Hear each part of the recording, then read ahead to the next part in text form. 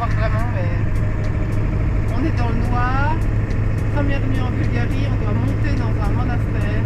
Et sincèrement, si vous voyez ma tête, mais sincèrement.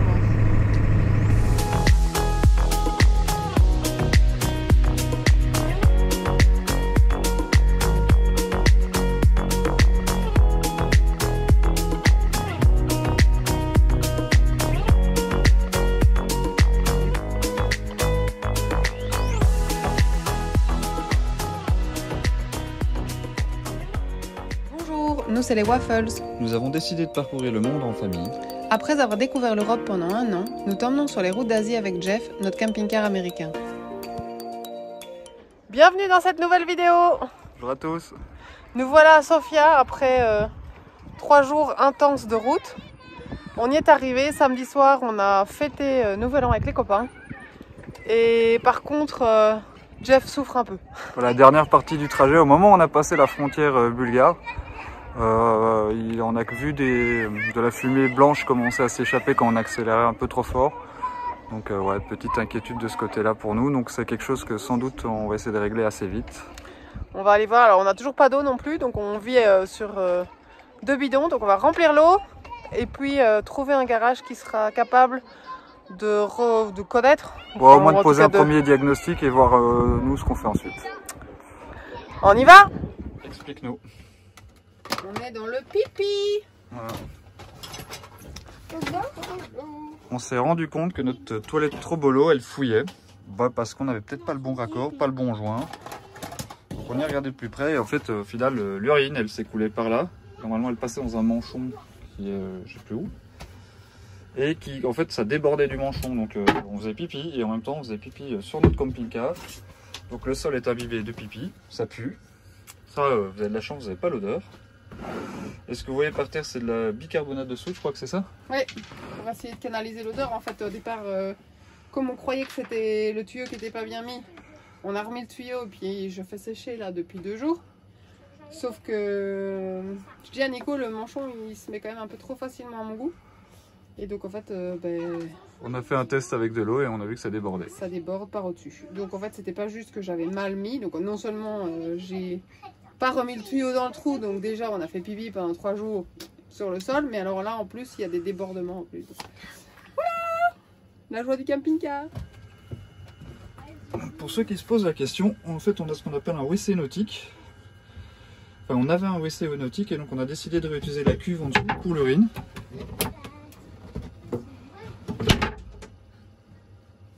Ça tient pas tenu. Ah, on fait le test? Bah non, ça n'a pas tenu quand j'ai claqué. Ah. Trop de pression.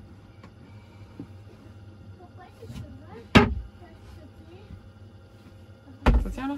On va essayer hein. Alors attends, je fais l'eau. On a diminué le tuyau pour qu'il y ait moins de pression dessus. Là par contre c'est collé sur le côté. Ouais, bah, je fais ce que je peux. Voilà. Là ça a l'air bon. On est sur notre 2e spot en Bulgarie et franchement compliqué au niveau des nuits. Ils viennent faire des rifts, enfin bon bref, et faire des dérapages avec leur voiture toute la nuit jusqu'à 1 heure. C'est vraiment pas cool. On espère que ce sera un peu différent. Là aujourd'hui le programme c'est d'aller au garage, faire voir Jeff. On sait que c'est ouvert puisque je les ai appelés hier. Et on va vérifier cette histoire de fumée qui sort pour continuer sans... Je vais dire en étant apaisé.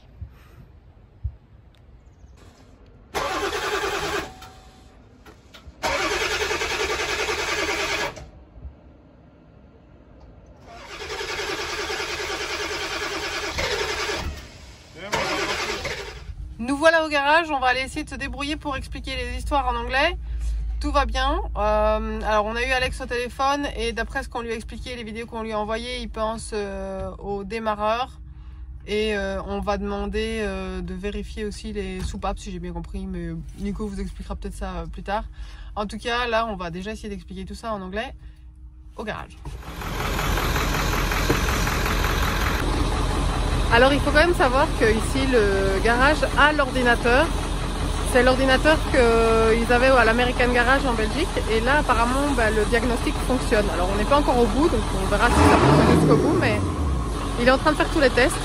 et de vérifier ce qui ne va pas. Mais en tout cas, ce qui est cool, c'est qu'ils connaissent le véhicule, ils ont l'air de savoir ce qu'ils font et ils ont l'air de connaître ce genre de moteur. Donc, dans les mauvaises nouvelles, on est plutôt sur la bonne voie. Après le premier garage, donc nous a renvoyé ici un deuxième garage avec c'est un garage en fait où ils sont vraiment spécialisés en américaine, et même plus que ça en fait. C'était drôle parce que quand on est arrivé hier, ils nous ont montré, ils ont créé des véhicules pour des films, notamment avec James Bond, enfin en bref. Donc c'est des gens qui n'ont clairement pas peur de démonter les moteurs et qui s'y connaissent. Donc là ils sont en train de checker.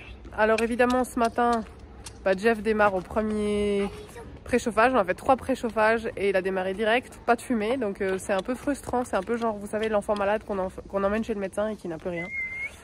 Mais il vérifie quand même avec l'ordinateur et il semble quand même qu'il voit qu'il y a des soucis. Donc on va checker, ce sera peut-être à cause de l'huile.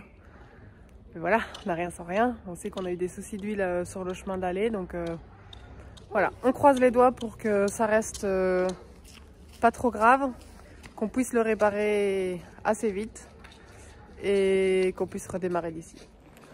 Là je reviens d'avoir été chercher de l'huile avec Dilma, qui est la personne que vous voyez là derrière.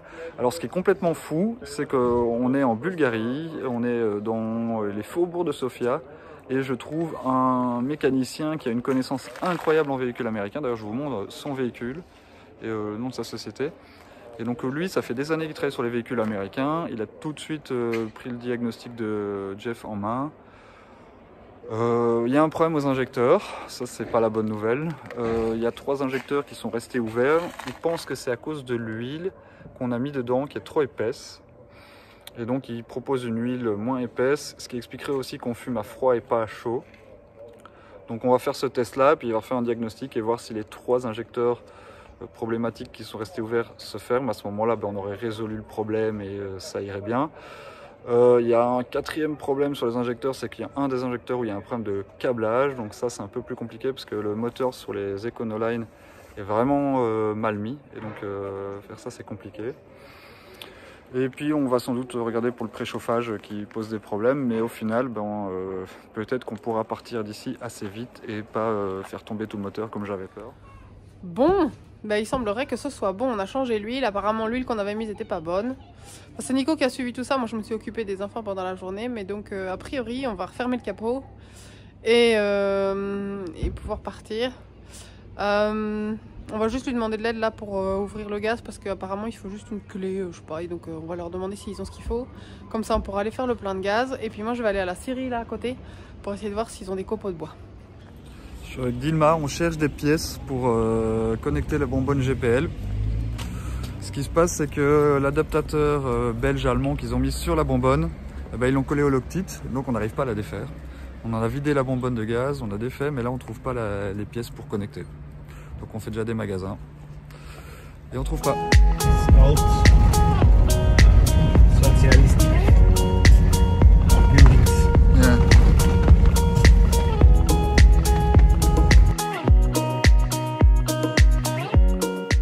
Alors pour le gaz, pour faire simple, ce qui se passe, c'est que le raccord qui est sur la bonbonne GPL sous le camping-car, c'est un raccord typiquement américain sur lequel on a mis un adapteur européen, enfin européen encore, je dis l'européen pour Belgique, Pays-Bas et Allemagne.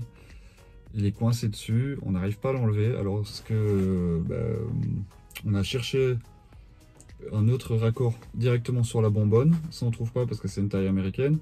On est en Bulgarie et même en Belgique je crois que c'est très compliqué, et même pour commander la pièce aux États-Unis c'est compliqué.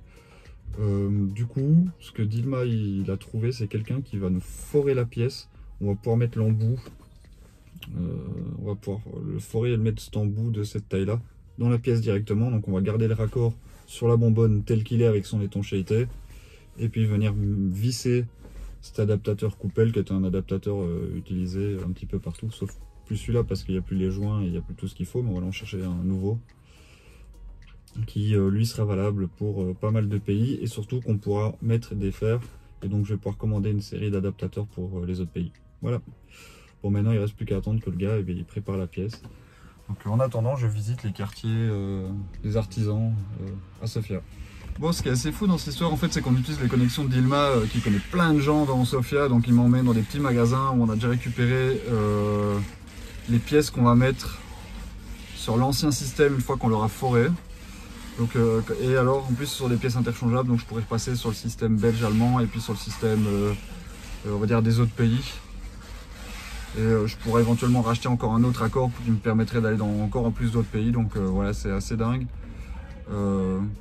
Par exemple, la personne qui va traiter la pièce qu'on gère, qui était sur la bonbonne maintenant, c'est un employé des chemins de fer bulgares. Donc voilà, il est venu chercher sortir en habit de travail, il a pris la pièce, il va aller faire ça dans l'atelier des chemins de fer. Moi, je suis assez surpris dans la manière dont on trouve les choses facilement ici, parce que je pense qu'en Belgique, j'aurais mis 3 jours à faire ce qu'on fait maintenant en même pas une demi-journée. Donc ouais, normalement ça va aller. Et en plus, on aura une solution qui va être modulable, donc ça c'est cool. On a la pièce. On va pouvoir l'essayer. On est reparti. Jeff va mieux, on a une solution pour le gaz. On a fait une très belle rencontre. Donc ça c'est vraiment chouette. Et maintenant, il est temps pour nous de continuer la route.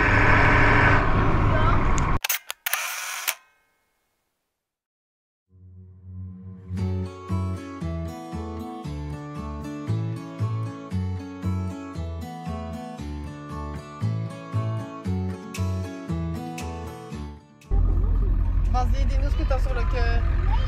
On roule en ville, on est à Plovdiv, ou un truc comme ça. Ouais, toujours aussi bon. Hein. J'adore rouler en ville avec Jeff, c'est vraiment le véhicule qui est parfait pour la ville, la petite circulation. Et c'est 8,50 m de long, c'est 3 mètres de haut, il est parfait. Eh, tu l'as choisi, regarde. Assume. C'est parti, on a fini de tourner avec Jeff, maintenant on est garé, on va faire la visite de la ville. Go!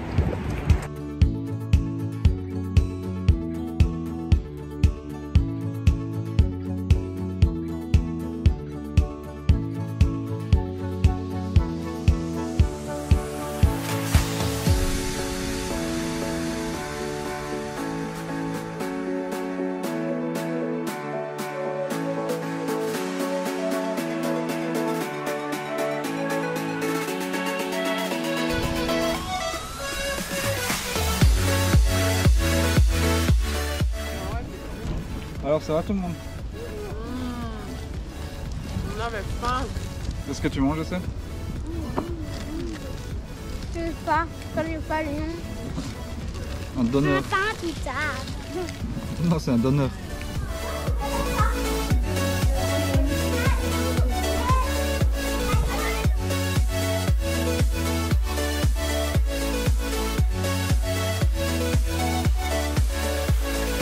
À Plovdiv, c'est très sympa, c'est très différent de Sofia, c'est plus aéré on va dire, en tout cas dans cette ville c'est vraiment très mignon avec les églises orthodoxes, la mosquée et puis les ruines romaines au milieu de tout ça.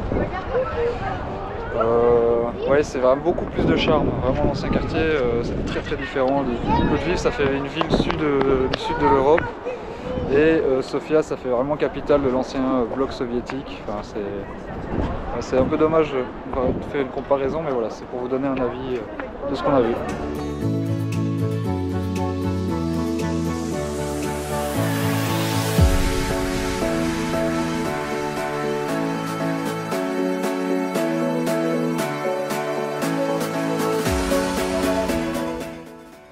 Rien de tel que commencer la journée par un peu de mécanique. Comme on vous l'a expliqué dans la vidéo précédente, on a eu un problème avec les cils en bloc, donc ils ont été changés. Et hier, en étant sur cette route de terre, on entendait des tac, tac, tac, tac, tac, parce qu'il y a beaucoup de bosses ici en Bulgarie dans les routes. Et en regardant en dessous, je me suis rendu compte qu'il y a un des cils en bloc qui est sorti de son orifice. Regardez, je vous montre. Là. Il est ressorti, donc maintenant je vais devoir le remettre dedans pour éviter que quand on roule, ça tape dans tous les sens. Voilà. On est à une quarantaine de minutes de la frontière turque, c'est-à-dire que tout à l'heure on va passer en Turquie. Ça clôture un peu notre semaine bulgare, qui a été haute en émotion. Et puis ça clôture l'Europe. Ça clôture aussi notre tour d'Europe, vu que prochainement on passera sur le continent asiatique. Et donc c'est avec beaucoup de plaisir que on commence enfin ce qu'on avait projeté depuis des années, attaquer l'Asie avec un camping-car et avec Jeff. Voilà, nous on donne rendez-vous la semaine prochaine pour notre arrivée en Turquie. À la semaine prochaine. C'est-à-dire que là tout à l'heure on va passer en Asie. Enfin, on va passer en Turquie, pas encore en Asie géographique, mais... Oh, il y a des vaches. Ah super, il y a des vaches. Désolée, mais Lily, il y a des vaches.